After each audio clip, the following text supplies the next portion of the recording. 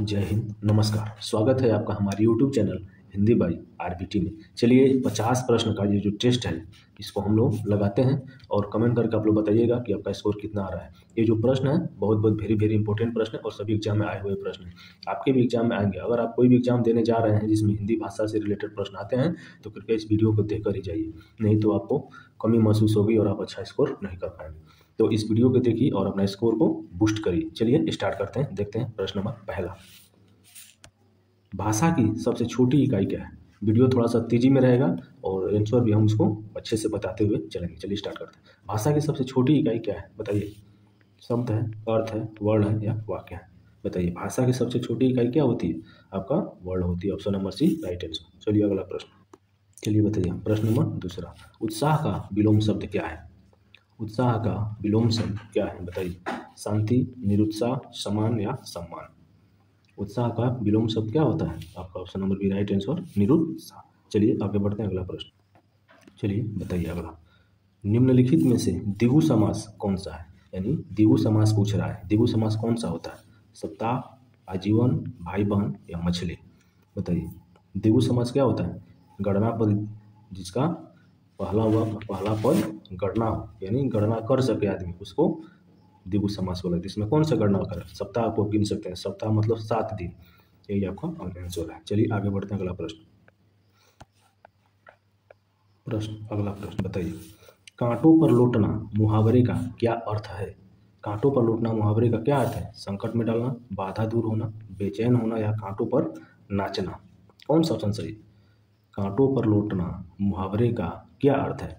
आपका बेचैन होना। जब आप कांटों पर लेटेंगे तो क्या होगा? आपको बेचैनी होगी।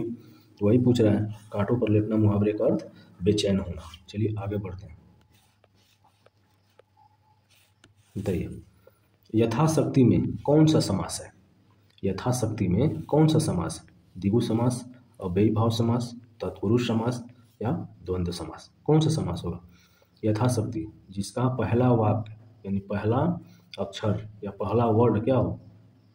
अव्यय हो, वही ना अव्ययीभाव समास होता है। तो यथाशक्ति में अव्ययीभाव समास होगा। Option number B right answer. चलिए अगला साहित्य से प्रश्न। ज्ञानदीप किसकी रचना है? बताइए। ज्ञानदीप किसकी रचना है? राजेंद्र प्रसाद, भूषण, बृद्ध या शेख नबी? ज्ञानदीप किसकी रचना है? Option number D right answer Sheikh Nabi की रचना है। आगे अगला प्रश्न बताइए। दुराचार का विलोम शब्द है, यानी दुराचार का विलोम शब्द क्या है? कचनार, शिष्टाचार, सदाचार या उपचार? बताइए। दुराचार का विलोम शब्द आपका option number C right answer सदाचार। आगे बताइए। राम संज्ञा का कौन सा प्रकार है?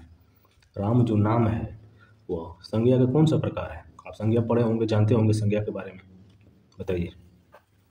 जातिवाचक संज्ञा है, व्यक्तिवाचक संज्ञा है, समूहवाचक संज्ञा है या द्रव्यवाचक संज्ञा है? राम जो नाम है कौन सा संज्ञा है? आपका व्यक्तिवाचक संज्ञा है। व्यक्ति मतलब किसी पर्सनली एक आदमी की बात की जा रही है ना, तो वहाँ पे आपका व्यक्तिवाचक संज्ञा। वही अगर समूह की बात की जाए तो समूहवाचक होगा, किसी मटेरियल की बात की जाए तो द्रव्यवाचक होगा, और किसी स्पेशल जाति की बात की जाए तो वहाँ पे क्या होगा? जातिवाचक संज्ञा होगा। चलिए अगला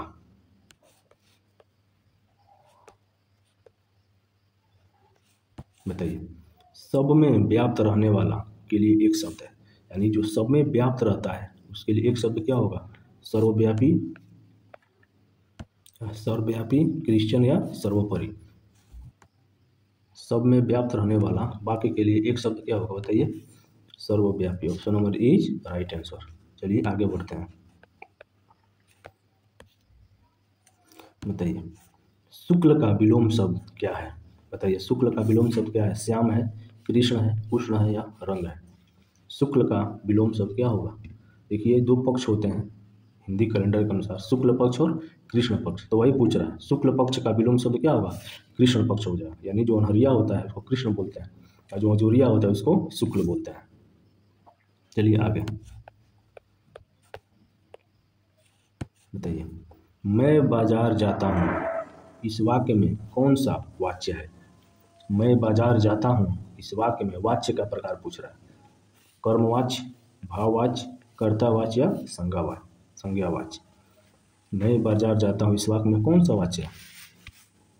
आपका कर्मवाच्य। चलिए अगला बताइए, अधिक का विलोम शब्द क्या है? न्यून, अनगर, ऑफकोर्स या ज्यादा? बताइए, अधिक का विलोम शब्द क्या होगा? Option number is right answer, न्यून होगा। आगे,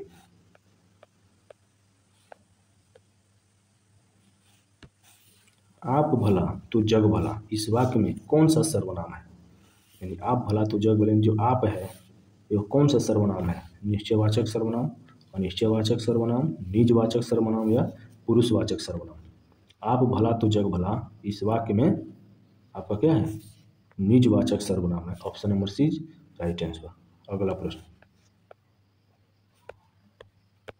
बताइए, उपसर्ग का प्रयोग कहाँ किया जाता है? उपसर्ग प्रत्यय आप लोग जानते होंगे, अगर नहीं जानते हैं तो हमारे पिछली वीडियो में जाकर आप देख सकते हैं, उसको मैंने अच्छे से पढ़ाया है। बताइए, उपसर्ग का प्रयोग कहाँ किया जाता है? शब्द के अंत में, शब्द के मध्य में, शब्द के आदि में या शब्द के बीच में? उपसर्ग का प्रयोग शब्द के आदि मतलब प्रारंभ में प्रयोग किया जाता है, और वही प्रत्यय शब्द के पीछे प्रयोग किया जाता है। आगे, निम्नलिखित में से कौन सा शब्द स्त्रीलिंग है? स्त्रीलिंग पुल्लिंग उसी से रिलेटेड प्रश्न है। नगर, झील या द्वीप या पर्वत? तो ये कौन सा होगा? स्त्रीलिंग पूछ रहा है, तो द्वीप तो स्त्रीलिंग पुल्लिंग होता है, पर्वत भी पुल्लिंग होता है। नगर यही आपका स्त्रीलिंग शब्द है, झील तो पुल्लिंग शब्द है। Option number is right answer, नगर क्या है आपका? स्त्रीलिंग शब्द है। अगला प्रश्न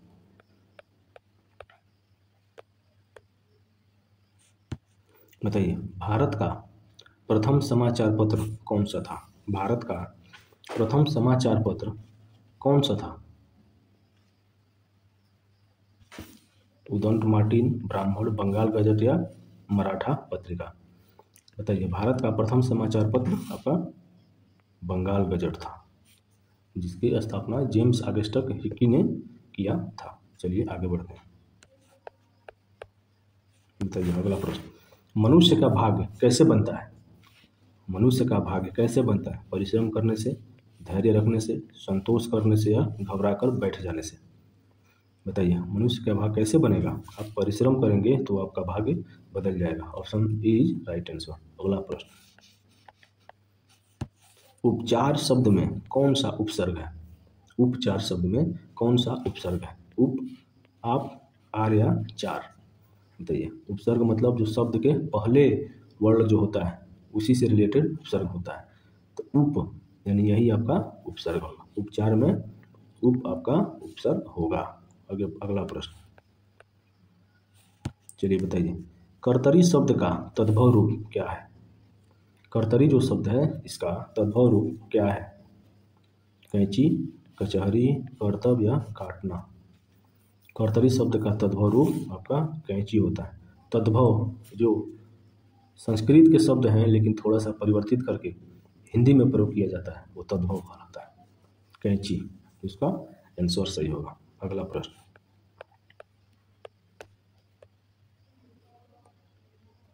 बताइए, जो कहा न जा सके एक वाक्यांश के लिए सही शब्द कौन सा है?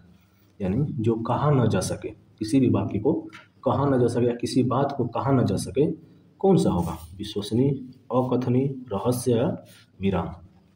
इसका ऑप्शन नंबर बी आंसर, अकथनीय। जो कहा न जा सके उसको अकथनीय बोला जाता है। चलिए अगला प्रश्न, पुस्तक मेज पर है, इस वाक्य में कौन सा कारक है? पुस्तक मेज पर है, इस वाक्य में कौन सा कारक है? अधिकरण कारक, संबंध कारक, संप्रदान कारक या करण कारक? इसमें कारक के कितने भेद होते हैं? कारक के 8 भेद होते हैं। उसी में से पूछ रहा है पुस्तक मेज पर, में जो में और पर जो होता है किसमें होता है? अधिकरण कारक में। यानी option number is right answer. मैं आपको कारक अच्छे से पढ़ा दूंगा, आप उस वीडियो को देख लीजिएगा। चलिए आगे बढ़ते हैं। बताइए, सही वर्तनी वाला शब्द कौन सा है? सही वर्तनी वाला शब्द कौन सा है? दावानल, दावानल, दावानल या बड़वा नाला? सही वर्तनी वाला शब्द क्या होगा? Option number B right answer, दावानल। इसको क्या बोलते हैं? जंगल में लगी आग। एग्जाम में पूछता है कि जंगल में लगी आग को क्या कहते हैं? आपका दावानल। चलिए अगला प्रश्न, अगम का सही विलोम शब्द क्या है? बताइए। अगम का सही विलोम शब्द क्या होगा? लोप होगा, दुर्गम होगा, सुगम होगा या उत्तम होगा? अगम मतलब क्या होता है? जहाँ पहुँचा ना जा सके, जैसे कैलाश पर्वत, अभी तक वहाँ पे कोई पहुँचा नहीं है तो उसको क्या बोलेंगे? अगम है वो स्थान। चलिए अगम का सही विलोम क्या होगा? Option number C right answer, सुगम। चलिए बताइए, अब देखते हैं अगला प्रश्न, व्योम का पर्यायवाची शब्द है, बताइए। व्योम का पर्यायवाची शब्द क्या है? आकाश, किरण, अग्नि या पाताल? बताइए व्योम का पर्यायवाची शब्द क्या होता है? व्योम इज आकाश। Option number is right answer. अगला प्रश्न, चलिए बताइए अगला प्रश्न, हिंदी भाषा में वचन कितने प्रकार के होते हैं? बताइए हिंदी भाषा में वचन कितने प्रकार के होते हैं? 3 प्रकार के, 2 प्रकार के, 5 प्रकार के या 4 प्रकार के? बताइए। वचन, एक वचन, बहुवचन। हिंदी में 2 ही वचन होते हैं, वही संस्कृत में आपका 3 वचन हो जाएंगे, लेकिन हिंदी में 2 वचन। Option number B is right answer. अगला प्रश्न बताइए, अगला प्रश्न, वीर पुत्र को जन्म देने वाली स्त्री के लिए एक शब्द है, यानी जो वीर पुत्र को जन्म देती है स्त्री, उसको एक शब्द में क्या कहेंगे? जननी, वीर प्रसू, वसुंधरा या विमाता? बताइए वीर पुत्र को जन्म देने वाली स्त्री को एक शब्द में क्या कहेंगे? Option number B right answer, वीर प्रसू, यानी वीर पुरुष को जन्म देने वाली स्त्री। चलिए आगे बढ़ते हैं। प्रश्न नंबर अगला, नशीला शब्द में कौन सा प्रत्यय है? बताइए। नशीला जो शब्द है इसमें प्रत्यय पूछ रहा है, प्रत्यय कौन सा है? शीला, इला, ला या साला?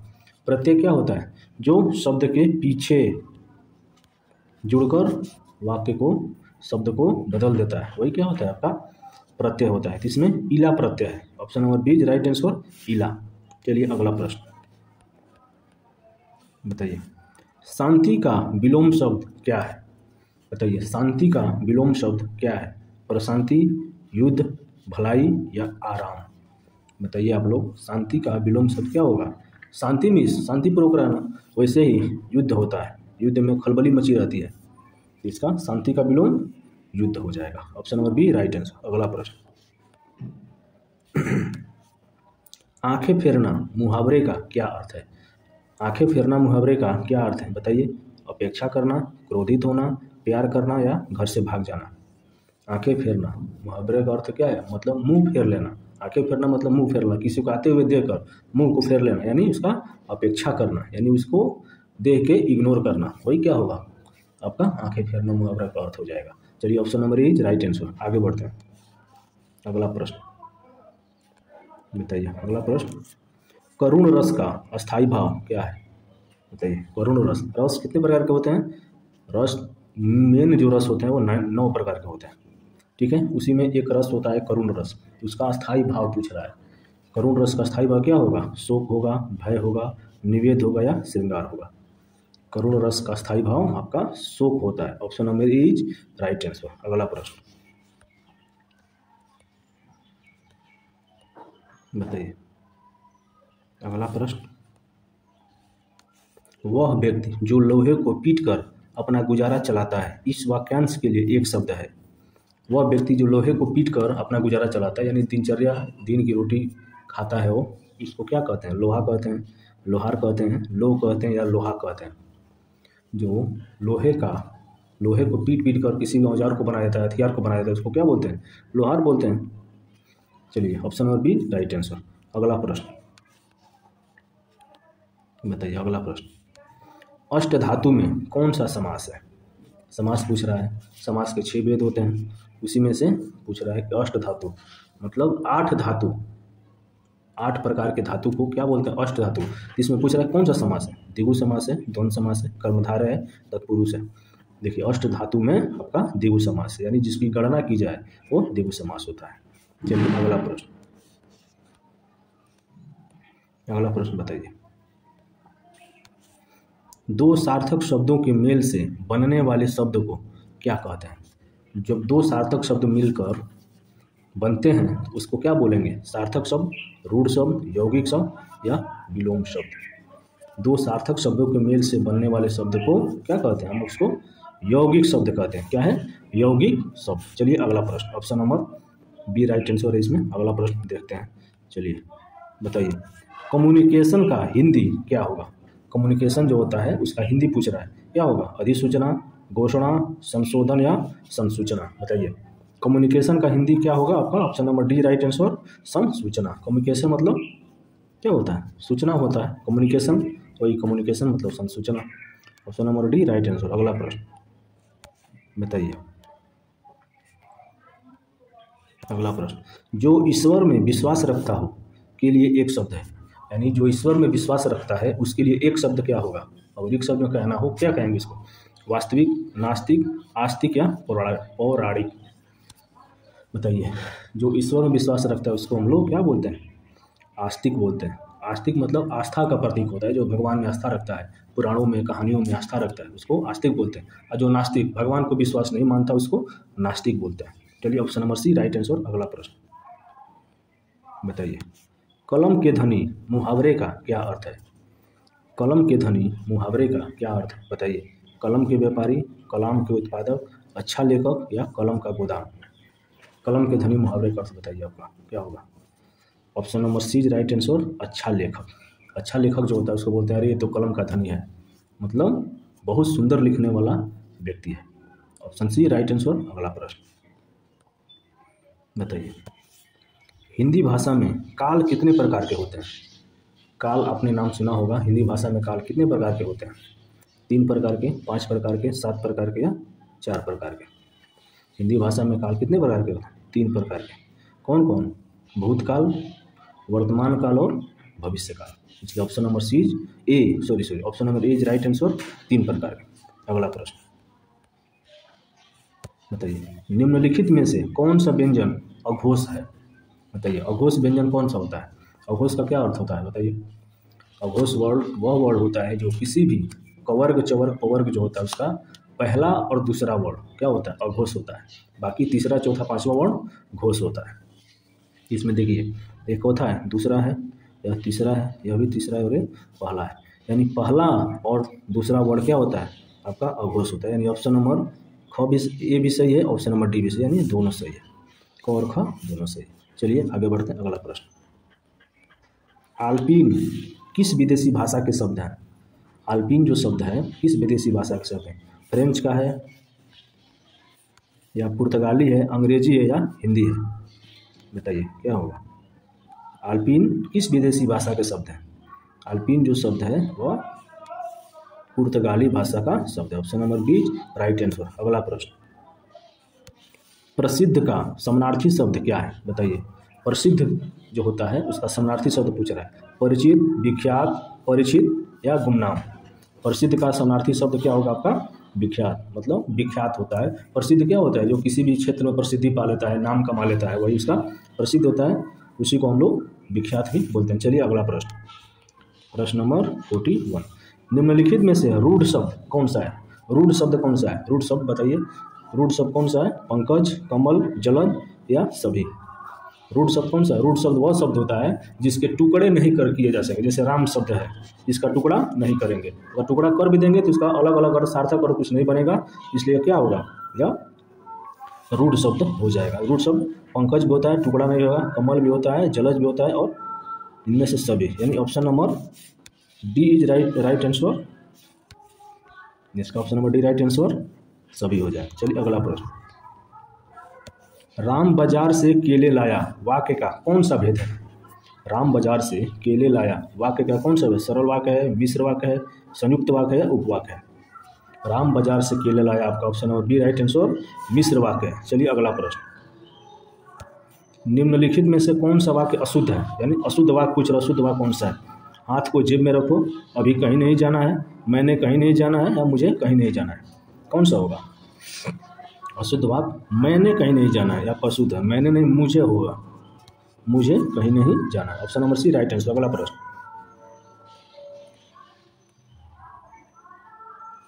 बताइए, ऐसे शब्द जो संस्कृत से विकृत होकर हिंदी में आए हैं क्या कहलाते हैं? ऐसे शब्द जो संस्कृत से विकृत होकर हिंदी में आए हैं क्या कहलाते हैं? विदेशी शब्द, देशी शब्द, तद्भव शब्द या तत्सम शब्द। ऐसे शब्द जो संस्कृत से परिवर्तित होकर हिंदी में आ गए उसको क्या बोले आपका? तद्भव शब्द। Option C is right answer. अगला प्रश्न, चलिए बताइए, परसर्ग में कौन सा उपसर्ग है? परसर्ग में कौन सा उपसर्ग है? उपसर्ग और प्रत्यय आप अच्छे से समझ गए होंगे। पर उपसर्ग की मतलब जो वाक्य के शब्द के पहले जुड़ता है उसको उपसर्ग बोलते हैं, और प्रत्यय जो शब्द के अंतिम में जुड़ता है उसको प्रत्यय बोलते हैं। उपसर्ग, परसर्ग यानी परसर्ग में ये जो पर है क्या है? यही आपका उपसर्ग है, यानी पर उपसर्ग। Option number is right answer. अगला प्रश्न, चलिए बताइए, जो बहुत गहरा हो, एक मिनट, जो बहुत गहरा हो वाक्यांश के लिए एक शब्द का चयन करिए। जो बहुत गहरा हो वाक्यांश के लिए एक शब्द क्या होगा? अगाध होगा, आगाध होगा, आग होगा या आगढ़ होगा। जो बहुत गहरा उसको क्या बोलते हैं? अरे ये तो बहुत अगाध है, मतलब बहुत ज़्यादा डीप में गया हुआ है, क्या बोलेंगे? Option number B right answer, अगाध। चलिए अगला प्रश्न, दिए गए वाक्य में सकर्मक क्रिया है। भाई इसमें क्रिया पूछ रहा है, क्रिया कितने प्रकार की होती है? 2 प्रकार की, सकर्मक और अकर्मक। जिसमें कर्म की प्रधानता होती है उसमें सकर्मक, और जिसमें कर्म की प्रधानता नहीं होती है वो अकर्मक क्रिया कहलाती है। जैसे राहुल ने केला खाया, इसमें क्या है? या केला क्या है? केला आपका वही कर्म है, राहुल ने केला खाया, इसमें यही सही है। Option number is right answer. गाड़ी चलती है, इसमें कर्म नहीं है, वो वाला जा रही इसमें भी नहीं है, वो हंस रही है इसमें भी नहीं है। राहुल ने केला खाया इस वाक्य में सकर्मक क्रिया, यानी option number is right answer. अगला प्रश्न, बताइए, नर नारी में कौन सा समास है? नर नारी में कौन सा समास है? द्वंद्व समास, द्विगु समास, बहुब्रीहि समास या कर्मधारय समास।